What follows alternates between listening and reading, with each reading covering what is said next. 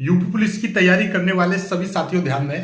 आप सभी के लिए कुछ ऐसे भाई हैं जो पूछ रहे हैं कि सर यूपी पुलिस का लेवल कैसा आएगा, पेपर कितना टफ होने वाला है, पेपर कितना इजी आएगा, क्या चीज रहने वाली है पेपर में, किस तरीके से तैयारी करें कि हमारा नंबर आ जाए, कैसे तैयारी की जाए। देखिए, दो तीन बातें हैं, उन चीजों को आपको ध्यान में रखना है। जैसे कि देखिए, पहले कुछ सिंपल सिंपल से कुछ क्वेश्चन ऐसे आ जाते हैं जो कि आदमी कर देता है, लेकिन वो सिंपल तो सभी कर देते हैं। आपको मेरिट में नंबर लेकर आना है तो उनसे थोड़ा सा हटके करना पड़ेगा, तो थोड़ी सी मेहनत करनी पड़ेगी। ऐसा नहीं है कि आप बिना मेहनत करे ही जॉब ले जाओगे, ऐसा कुछ भी नहीं है, मेहनत आपको करनी पड़ेगी। लेकिन सबसे बड़ी इंपॉर्टेंट बात है कि मैथमेटिक्स की, तो मैथ में आपको ऐसा नहीं है कि आपको बहुत ही ज्यादा मतलब सीजीएल लेवल की तैयारी करनी है, नहीं, बिल्कुल नॉर्मल से क्वेश्चन आएंगे।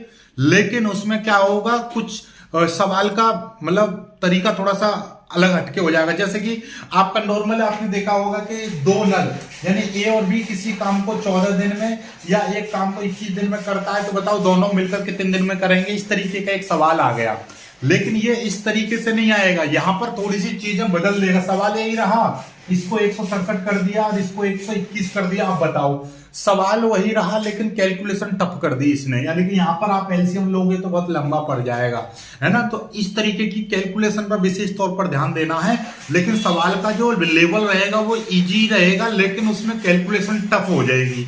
तो मतलब क्या है कि आपका लगेगा सर इसे तो मैं सॉल्व कर दूंगा, लेकिन वो समय ले जाएगा ज्यादा। जब समय ज्यादा ले जाएगा तो आपका क्या हो जाएगा, समय कम पड़ेगा और लास्ट में आपका पेपर समय पूरा हो जाएगा, लेकिन आप सॉल्व नहीं कर पाओगे मैथ को। तो इस तरीके के कुछ क्वेश्चन ऐसे फंसते हैं जो रहते इजी हैं, जिनको आप कर भी लोगे, लेकिन उसमें समय ज्यादा चला जाएगा, जिसके कारण आप और सवालों को नहीं कर पाओगे।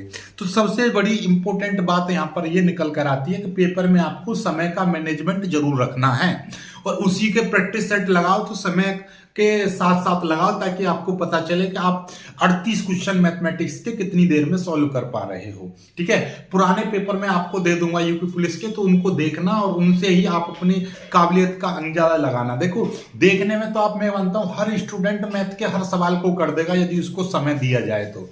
एक नहीं, दो नहीं, पांच नहीं, 10 मिनट में कर देगा, एक्स मान के कर देगा। लेकिन यहां पर यही चीज सबसे ज्यादा इंपॉर्टेंट रहती है कि आपको समय को मैनेज करके चलना पड़ता है। समय यदि आपने मैथमेटिक्स पे ही लगा दिया तो बाकी के 3 पोर्शन जो है वो रह जाते हैं। इसीलिए कभी भी जब पेपर में बैठो तो आपको करना क्या है, सबसे पहले आपको जीके जीएस के क्वेश्चन करने हैं, उसके बाद में हिंदी के अटेम्प्ट करने हैं, उसके बाद में आपको रीजनिंग के अटेम्प्ट करने हैं और बाकी बचा हुआ मैथमेटिक्स पर लगाना है। और मैथ में भी आपको क्या करना है, सबसे पहले जो क्वेश्चन एक बार में सॉल्व हो जाए उसे कर लीजिए, अदरवाइज इसको छोड़ दो, बाकी अगले क्वेश्चन पर चलिए। क्योंकि कुछ क्वेश्चन ऐसे होते हैं, पहले कुछ इजी क्वेश्चन दे रखे हैं, उसके बाद में थोड़े से हार्ड क्वेश्चन दे दिए, उसके बाद में फिर इजी दे दिए। तो हम क्या करते हैं, इजी करने के बाद में हार्ड पर लगे रह जाते हैं और फिर देखते हैं पेज पलट के तो आगे क्या है, क्वेश्चन कैसा मिला, इजी मिला। फिर हम देखते हैं यार ये तो हम कर ही नहीं पाए। क्यों नहीं कर पाए, क्योंकि आपके पास समय बचा नहीं। तो समय का सबसे ज्यादा महत्वपूर्ण होता है कि समय को किस तरीके से आपको मैनेज करना है। समय, किसी भी सवाल पर ज्यादा समय नहीं लगाना है, तो पेपर का जो लेवल है ज्यादा हाई नहीं जाएगा, लो ही रहेगा। लेकिन आपको समय का मैनेज करना है। समय जिसने मैनेज कर लिया वो नंबर ला जाएगा, जॉब ले जाएगा, ये बात पक्की। जीएस तो आप पढ़ ही रहे होंगे, कोई दिक्कत नहीं। करंट अफेयर कुछ चीजें, हम 5 क्वेश्चन इसमें साइंस के भी आ जाएंगे, जनरल साइंस के 4-5 और बाकी के मतलब सारी चीज मिक्स करके, करंट अफेयर्स, इतिहास, भूगोल, सब चीज मिला के, कुल मिला के इसमें तो आपको टिप्पणी करने की जरूरत नहीं है, ना ही हिंदी पर। इन दोनों को तो आपको नॉर्मली कुछ क्वेश्चन ऐसे होंगे जो ज्यादा टफ होंगे, तो कुछ क्वेश्चन इजी भी रहेंगे। लेकिन बात आती है मैथ और रीजनिंग, जिसकी इन दोनों सब्जेक्ट पर कमांड अच्छे से हो गई, समझ लो उसका नंबर आ गया। ऐसा क्यों, आप कहेंगे सर जीएस भी तो टफ है, कहां से कोई भी चीज आ जाए। बिल्कुल टफ है, लेकिन कुछ क्वेश्चन जीएस में ऐसे होते हैं जिनको नॉर्मली हम कर ही देते हैं।